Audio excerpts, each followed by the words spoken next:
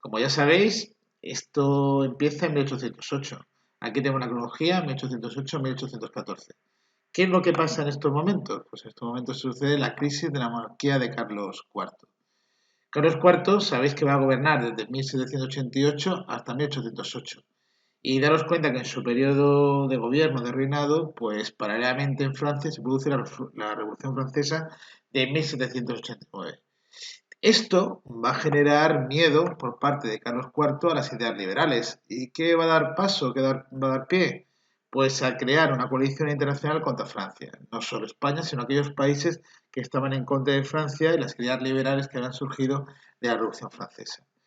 Bueno, finalmente, ante ser vencidos los españoles, la batalla de los Pirineos, que aquí casi no se explica nada, esta convención es vencida y por lo tanto se plantea desarrollar una alianza con Francia. Manuel Godoy, que era el primer ministro de Carlos IV, optó por una alianza con Napoleón. Esta alianza, acordaros, esta primera alianza se hace para enfrentarse a Inglaterra, que era enemigo de Francia, como bien aquí explicado. Por otro lado, Napoleón firma con Godoy el Tratado de Fontainebleau de 1807, el cual hemos hablado largo y tendido en clase y hemos visto un vídeo, que permitió el paso de las tropas francesas por España para invadir Portugal, aliada de los británicos. Sabéis perfectamente que Napoleón no quería invadir Portugal, o por lo menos, si la quería invadir, no era lo prioritario, sino más bien lo que quería era invadir España. Bueno, Godoy lo firma y a cambio, pues sabéis que le daba una parte del sur de Portugal, ¿no? La zona del Algarve. Esto va a provocar la invasión de Napoleón. Las tropas francesas entran en España y bueno, y esto va a hacer que el pueblo español pues esté bastante mosqueado, por decirlo de alguna manera, ¿no? Paralelamente, en Aranjuez se produce un motín en el cual el hijo de Carlos IV, que era Fernando, se enfrenta a su padre Carlos IV. Creo que lo he dicho bien, si no lo veré, ¿no? Y este motín se le llama el motín de Aranjuez, que también lo vimos en clase. Este motín va a producir en 1808, primero, la dimisión de Godoy. Godoy va a dimitir. Y en segundo lugar, se va a producir la dedicación de Carlos IV en su hijo Fernando VII. Pero sabéis que esto no queda aquí. Claro, Napoleón se da cuenta del follón que hay en España y convoca a padre e hijo para que vayan a Bayona. Prefiero a Carlos IV y a Fernando VII. Y en Bayona vemos las abdicaciones de Bayona, que lo vimos también en un vídeo, en el cual Fernando VII le cede la corona a su padre Carlos IV para que finalmente Carlos IV se la ceda a Napoleón y este se la ceda a su hermano José Bonaparte. Bueno, yo creo que esta parte de la teoría más o menos la controlamos. Tras la abdicación de Bayona, quien gobierna en España es José I, el hermano de Napoleón, que le llamaron también Pepe Botella, ¿no? Para desprestigiarlo un poco. Desde 1808 hasta 1813. Si os dais cuenta, las ideas que tiene José I, o por lo menos las reformas que generan, son de carácter liberal. Crea una carta constitucional, que se llama el Estatuto de Bayona, crea medidas para eliminar el antiguo régimen y promulga diversos códigos, tanto penal como civil. Bueno, eso durante el periodo que va a estar gobernando España. Paralelamente se produce la guerra de independencia. Sabéis que la guerra de independencia se divide en tres etapas que vamos a ver a continuación. Mirad, eh, el pueblo de Madrid se levanta el 2 de mayo de 1808 porque, claro, sabía que estaban los reyes retenidos en Bayona y tampoco querían que las tropas francesas siguieran en España. Entonces se levantan en armas. Hay dos cuadros muy importantes de Goya. Ya sabéis que el proyecto Goya lo hemos hecho. Pues uno de ellos es la carga de los mamelucos y otro los fusilamientos del 3 de mayo. Os va a salir el cuadro de los fusilamientos del 3 de mayo en el examen y vais a tener que explicarlo. Así que más vale que busquéis información sobre ello. Acabo de daros un chivatazo. Bueno, inicio de la Gran Independencia. Si os dais cuenta, como he dicho, se divide en tres partes. Primero, la resistencia popular, desde 1808, que se formaron guerrillas, sabéis que asaltaban a los franceses, luego se escondían. Y una cosa muy importante también es que Napoleón va a tener la primera derrota en campo abierto en España, en Andalucía, en Bailén. A partir de ahí, Napoleón va a coger el grueso de su ejército, la gente más fuerte, más preparada, la va a traer a España desde 1808 hasta 1812 el control de Napoleón sobre la mayor parte de España, del territorio, va a ser total, salvo la zona de Cádiz. Por eso ahí surgió las Cortes de Cádiz que veremos a continuación. Bueno, a partir de 1812, Napoleón desplazó buena parte de sus tropas para invadir Rusia. Esto lo va a utilizar España, en cierto modo, para crear una contraofensiva contra Napoleón. Tenéis verdad que en Rusia Napoleón se va a encontrar, o sus tropas se van a encontrar con el invierno, entonces van a perder muchísimo ejército. Bueno, más adelante, en 1812 a 1814, el ejército británico dirigido por Wellington, daros cuenta que España la ayuda a Inglaterra, vence a los franceses en Apiles. Más adelante, España consigue echar a los franceses y a Napoleón no le queda otra que firmar el Tratado de Malencay, por la cual Fernando VII va a volver a España como monarca absolutista. Si no, ya veréis. ¿De acuerdo? Continuamos. Como ya hemos visto, la dedicación de Bayona hace que gobierne José I, el hermano de Napoleón, que el cual, como bien dice aquí, no es aceptado por los españoles. Este vacío de poder va a hacer que los españoles se reúnan en juntas locales cuyos objetivos son dos fundamentales: rechazar al invasor, al francés, y crear un gobierno legítimo. Para coordinar todo esto, en 1810 se crea la Junta Suprema Central para coordinar los esfuerzos de las diferentes juntas. Bueno, creo que lo he comentado ya. Finalmente, el único espacio donde los españoles más o menos se sienten seguros, o por lo menos aguantan la embestida de los franceses, es en Cádiz.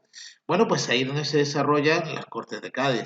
Si os dais cuenta, los representantes de la Junta se reúnen en Cádiz y aprueban una constitución de carácter liberal y progresista. Será la constitución de 1812, ¿no? La PEPA, ¿no? Porque se constituyó el 19 de marzo. ¿Qué características tiene? Pues que soberanía nacional, fundamentalmente. El poder recae en el pueblo. División de poderes, como ya vimos cuando hablamos de la Revolución Francesa, ¿no? Poder legislativo, ejecutivo y judicial. Daros cuenta aquí que el ejecutivo lo dividen o lo llevan el rey y los ministros, legislativo las cortes y judicial los tribunales. Por otro lado, se desarrollan amplias libertades individuales, como puede ser la de imprenta, el imprimir o desarrollar cualquier obra, ¿no? Independientemente de que haya censura o no. La propiedad va a ser muy importante, es un régimen de carácter liberal. La igualdad ante la ley también va a ser fundamental. Y por otro lado, se va a desarrollar una serie de reformas que intentan eliminar o abolir el antiguo régimen, como sería una ley que pone fin a los privilegios de la sociedad estamental. Sabéis que debían privilegiados y no privilegiados. Quieren esto, en cierto modo, acotarlo e implantar un régimen liberal en España que se basaba pues, en una monarquía parlamentaria, eso es lo que pretendía, por lo tanto en un parlamento, una constitución, también muy importante el concepto de propiedad privada, el liberalismo y el capitalismo muchas veces estaban unidos, ¿no? Por decir siempre. Y como hemos dicho, el 19 de marzo se aprueba esta constitución, con el viva la pepa. Bueno, pues continuamos. Bueno, pues si termina la guerra de independencia, porque ya ha terminado, en lugar que las Cortes de Cádiz acabamos de explicar, pues vuelve Fernando VII. Fijaros que el regreso de Fernando VII es un regreso al absolutismo, el cual va a durar desde 1814 hasta 1833.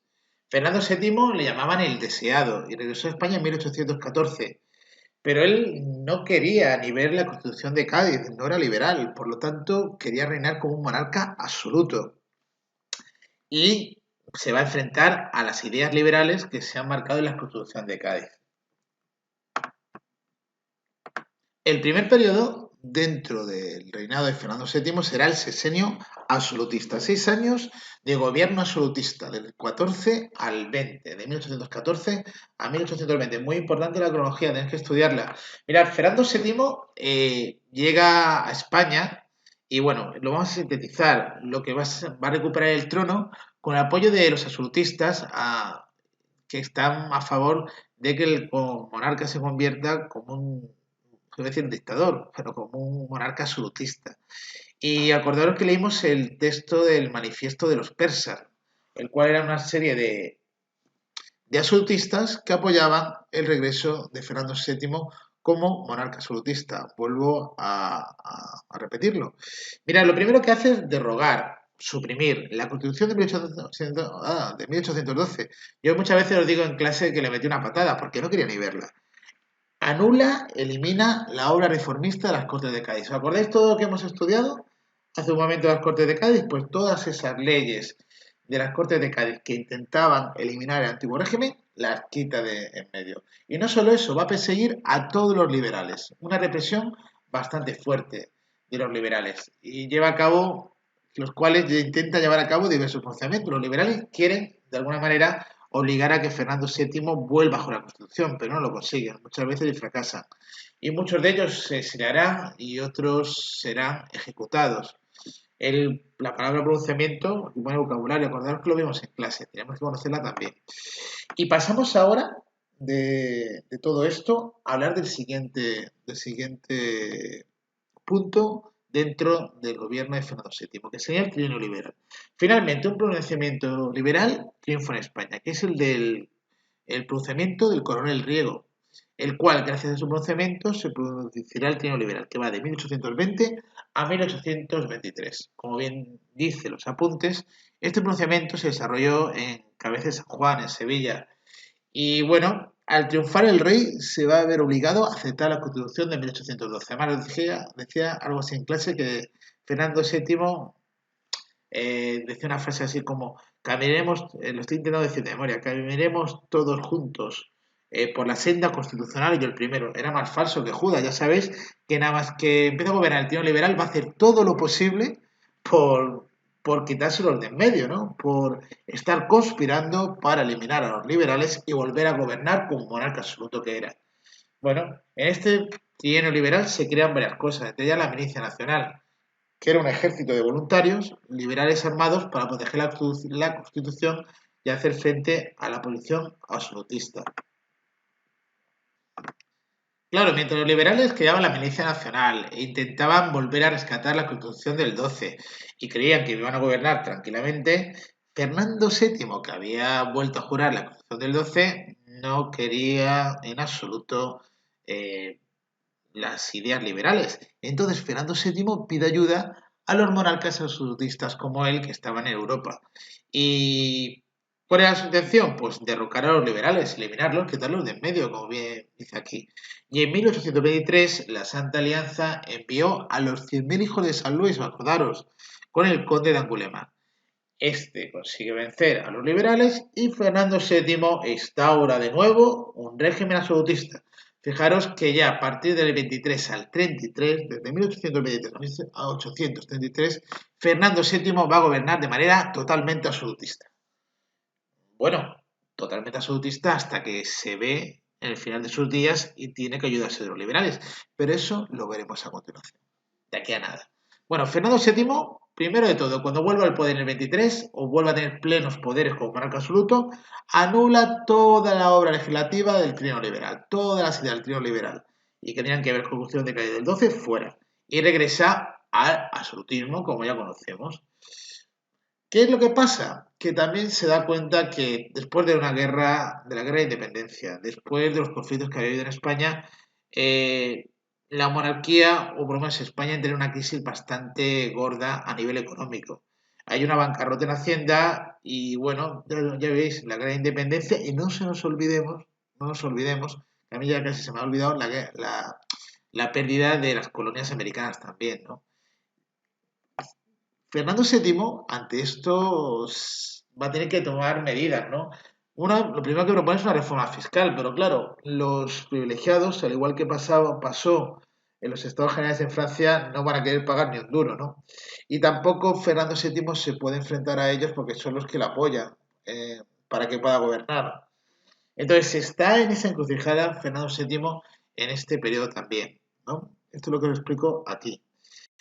Finalmente, os explico aquí el conflicto dinástico, pero yo creo que esto ya lo conocéis bastante bien. Sabéis que Fernando VII llega un momento en que se casa con era su sobrina, quiero recordar, María Cristina.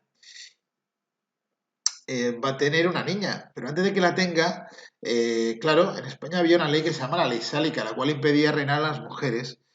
Y para asegurarse el trono, Fernando VII dictó la pragmática sanción. ¿Y qué hacía la pragmática sanción? Pues que abolía esta prohibición de que las mujeres pudieran gobernar. Y así, si tenía una hija, podría gobernar. En este caso, Fernando VII fue hábil porque María Cristina guardaba en su vientre a una niña llamada Isabel, que será la futura Isabel II. ¿Quién no le va a gustar nada de esta historia? Pues a Carlos María Isidro, el hermano de Fernando VII, porque era el siguiente eh, heredar el trono si no hubiera tenido una hija, o mejor dicho, si no hubiera eliminado la ley sálica. Bueno, pues esto dará pie más adelante a las guerras carlistas, que es lo que tenemos que ver ahora. Bueno, como ya sabéis, Carlos María Isidro pues no le va a gustar nada esta historia. Y se va a producir las guerras carlistas del 33 al 39. ¿Qué estaba en juego? El trono de España y también si se debía mantener un sistema político absolutista o ceder paso a una monarquía liberal. Daros cuenta que María Cristina, la viuda de Fernando VII, pues va a ser apoyada por los liberales. Y claro, María Cristina no era liberal, igual que Fernando VII no lo era, pero va a ser uno de los apoyos importantes para poder ganar a Carlos María Isidro, que los sectores más absolutistas lo apoyaron. Daros cuenta, absolutistas apoyan a don Carlos, defendían el antiguo régimen, y a los liberales los apoyaban a Isabel II, llamaban los isabelinos también, o marecristinos, ¿no? Que planteaban una monarquía de carácter constitucional.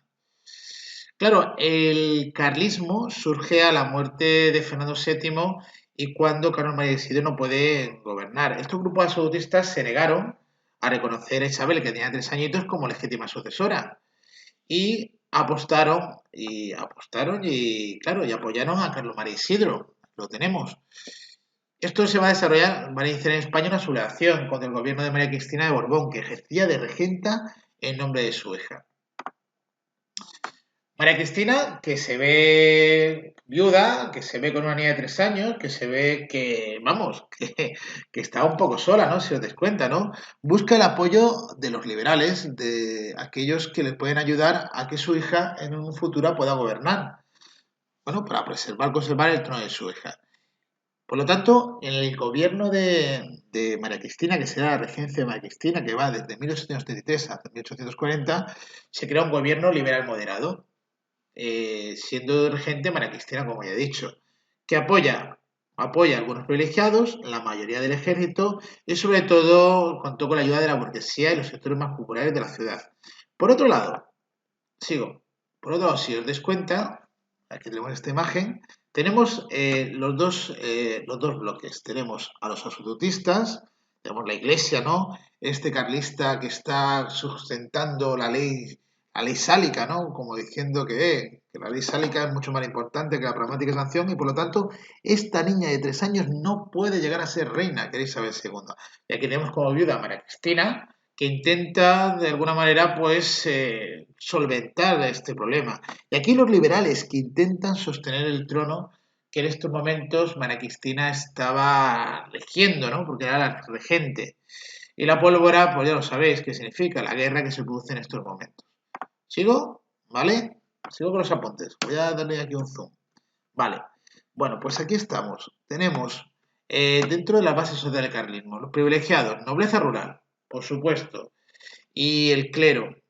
Bueno, la nobleza tenía miedo de pagar impuestos sobre sus tierras. Sabéis que en un momento determinado una de las cosas que iban a producirse es la desamortización. Y también lo que querían los liberales era eliminar el antiguo régimen. Y por lo tanto, todos los privilegios que tenía la iglesia y la nobleza con sus tierras querían eliminarlos. Bueno, el clero también tenía miedo de perder parte de sus propiedades. De hecho, en estos momentos, a partir de 1835-1836, Mendizábal empezará a desarrollar la desamortización eclesiástica, que veremos muy por encima. Por otro lado, también tenía un sector no privilegiado que apoyaba a los carlistas, que eran los campesinos, que tenían miedo a perder el acceso a los bienes comunales. Claro, las desamortizaciones lo que harán también es que las tierras que pertenecían al ayuntamiento las venderán. Ellos tenían miedo de esas tierras que eran de todos no poder utilizarlas. Y bueno, pues también que tenían cierto miedo a que se eliminara, fijar parece algo contradictorio, ¿no? Se eliminara el antiguo régimen, que ellos trabajaban ahí como siervos, muchos de ellos, o casi como jornaleros más adelante, ¿no? Pero por lo menos tenían trabajo en estos momentos, ¿no? Cuando se divida las tierras y las tengan los burgueses, pues les va a costar más tenerlas, ¿no?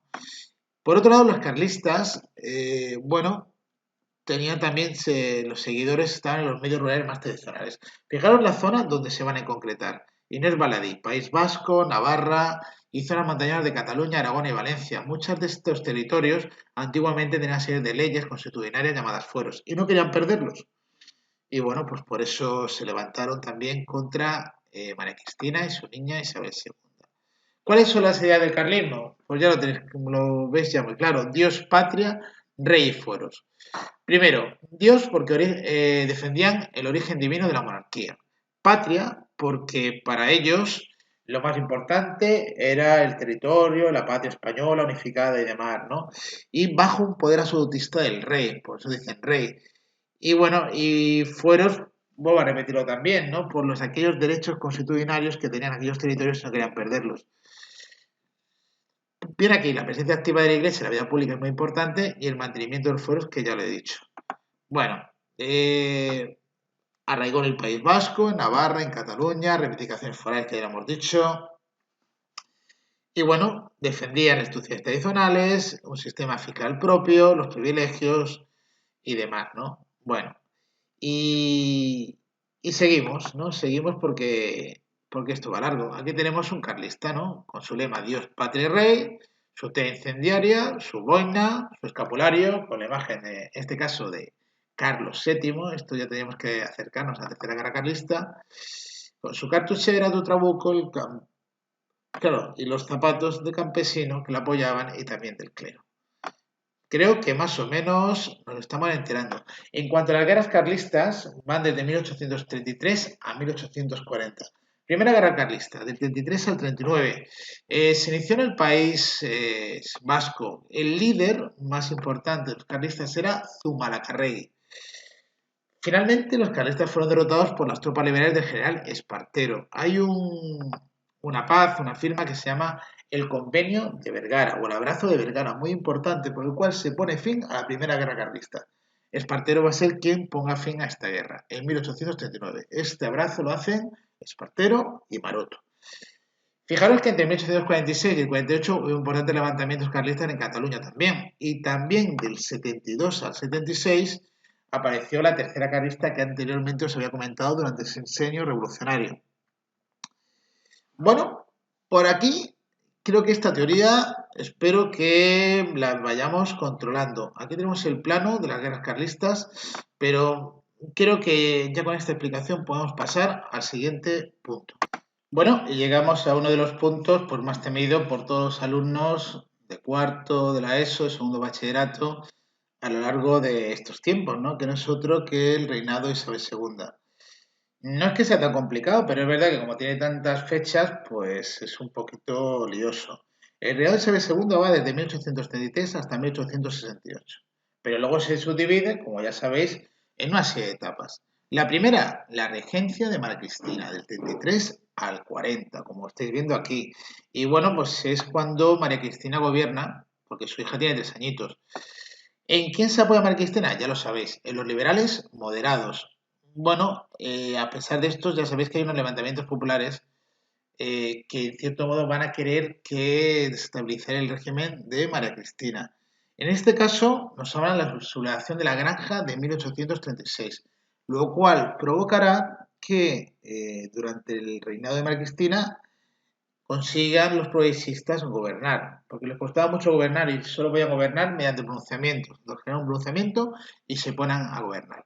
Y aquí aparece un personaje capital, que es Juan Álvarez Mendizábal, que inició la abolición del antiguo régimen.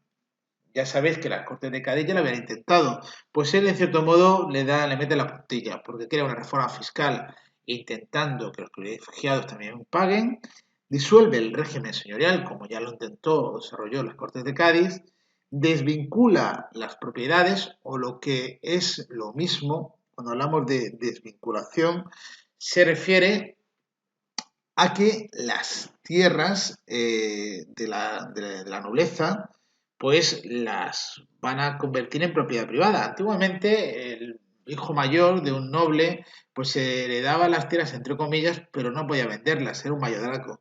Si las desvinculan, sí, ya no dejan de estar vinculadas y las pueden vender. Esto es muy importante para el desarrollo del sistema capitalista o del liberalismo. Por otro lado, como ya os dije, medizaba el desarrollo y la desamortización de bienes de la Iglesia y suprime el diezmo, muy importante, que era la décima parte que los campesinos tenían que darle a la Iglesia. Por otro lado, hemos hablado de la Constitución del 12, hemos dicho también que en el trienio liberal también se desarrolla el 12, y aquí ahora aparece una nueva Constitución, la de 1837, de carácter progresista. Fijaros, soberanía nacional. Ahora, eso sí, con sufragio censitario, no todo el mundo va a poder votar, solo aquellos que tienen dinerillo. División de poderes, como vimos en la Corte de Cádiz, dos cámaras, Congreso, Diputados y Senado, y amplios derechos y libertades individuales. Atención, que no voy a enrollarme mucho, pero María Cristina finalmente, por circunstancias políticas y por no aceptar un gobierno progresista, más adelante decide irse, exiliarse a Francia. Deja aquí a su niña, ya sé que son un poco raro, y empieza a ser regente, en este caso, Espartero, de 1840 a 1843, que era, Espartero era ahora os lo digo, era un general progresista, pero bueno, vamos a explicarlo bien. En 1837 los moderados subieron al poder, apoyados por María Cristina. Intentaron dar un giro conservador a la revolución liberal. Bueno, pues ya está, María Cristina apoyaba a los liberales. Pero claro, surge un movimiento de oposición ante estos moderados liberales y esto hace que María Cristina dimita. ¿Quién es el que le nombra regente? Nombra regente, como he dicho, al progresista Espartero, 1840, el mismo que ganó a Maroto en la Primera Guerra Carlista. Espartero actuó de una manera muy autoritaria y promovió medidas librecambistas, o que es lo mismo, dejó que vinieran productos de Inglaterra más baratos y esto no gustó nada, sobre todo a la industria española y sobre todo a la industria textil catalana. Tiene una fuerte oposición y al final una serie de partidos se van a organizar para que Espartero se vaya. Bueno, pues finalmente Espartero tiene que dimitir y esto hace, para que no haya más regencias, que adelante la mayoría de edad a Isabel II, que empieza a gobernar con 13 años. ¿Qué os parece? Con 13 años, reina de España. Pues ya lo podéis imaginar. Mientras que Isabel II es reina de España, empiezan a gobernar los moderados y se produce la década moderada, del 43 al 54. Algunas historiografías ponen del 44 al 54. No dejan de ser prácticamente 10 años. Bueno, la llegada al trono de Isabel II hizo que los liberales moderados se estuvieran manteniendo en el poder. ¿Quién va a ser el líder de este periodo? El general Narváez, que era el líder moderado. En esta época se crea la Constitución Moderada de 1845, que restringía el voto, limitaba las libertades y compartía soberanía con las Cortes y la Corona.